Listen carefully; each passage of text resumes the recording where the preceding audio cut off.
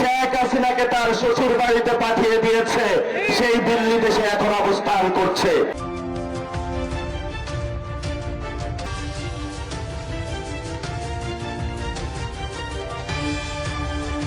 শেখ হাসিনাকে তার শ্বশুর বাড়িতে পাঠিয়ে দিয়েছে, সেই দিল্লি দেশে এখন অবস্থান করছে। ওইখানে বসে বসে আমার এই রাজনীতি করে, দমক দেয়, আমি কিন্তু আসবো। আসেন না, কই আসবেন?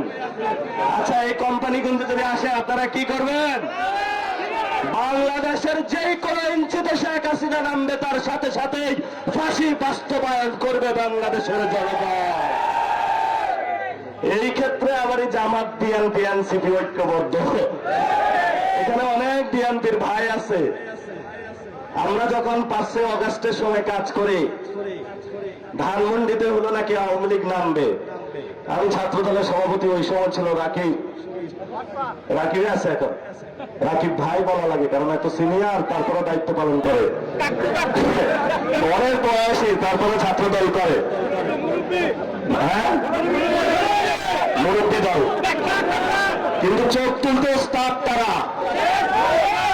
একটা ইন্টারপোলের ছেলে তার চোখ তুলে ফেলছে।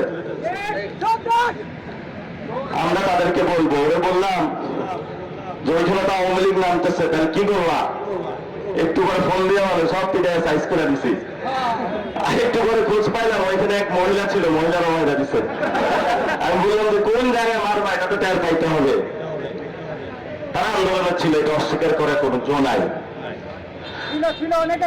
হ্যাঁ, অনেকেই ছিল, বিএনপির অনেকেই ছিল, কিন্তু 5 তারিখের পরে লুটপাট গুলা তারা করেছিল, এটাও তাদের অস্বীকার করার জন্য নাই। বিএনপি সরকার প্রতিষ্ঠানগুলোকে দলীয়করণ করছে।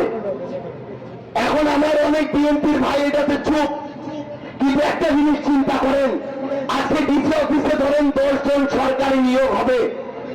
আপনি কোম্পানিগঞ্জ ইউনিয়ন বিএনপির সভাপতি ভেবে নিয়েছেন, এইখানে তো জেলা পরিষদের প্রশাসক বিএনপির, আমি বিএনপির সভাপতি, আমি চুপ করে থাকি। কিন্তু সেদিন 10 জন নিয়োগটা হবে, আপনার মেধাবী সন্তান মেধার বিনিময়ে সেখানে টিকে যাওয়ার কথা। আপনি দেখবেন ওই অযোগ্য জেলা পরিষদের প্রশাসক সে টাকা খেয়ে ওইখানে অযোগ্যদের নিয়োগ দিয়ে দিয়েছে। আপনি ইউনিয়ন বিএনপির সভাপতি, আপনার মেধাবী সন্তান চাকরি না পেয়ে ঘরে এসে কান্না শুরু করেছে। এখন আমরা বিএনপিতে এই পদযাত্রায় 30টা জেলা ঘুরে দেখেছি। এমন অনেক এমপি আছে যে বিএনপির এমপি না, বেগম খালেদা জিয়া, তারেক জিয়ার এমপি না, মেজর জিয়া ধানের শীষের এমপি না, ও হইল নিজের আখের গুছানোর এমপি, ও হইল লুটপাট করার এমপি, ও হইল অর্থ পাচার করে কানাডায় শত শত বাড়ি করার এমপি। এই ধরনের লুটেরা মাফিয়াদের থেকে তারেক রহমান যদি বিএনপিকে বাঁচাইতে না পারে, তারেক রহমান যদি শেল্টার দেয়, আমরা তারেক রহমানকে এইটুকু বলে রাখি, আপনি প্রধানমন্ত্রী হন, দলীয় প্রধান হন, আপনার বিরুদ্ধে কথা বলতে আমরা এক চুল ছাড় দিব না ইনশাআল্লাহ। আপনারা আমাদেরও যৌক্তিক সমালোচনা করবেন। আমরা অনেকে আপনাদের সন্তানের বয়সী, অনেকে ভাইয়ের বয়সী, আমরা ভুল করতে করতে শিখছি।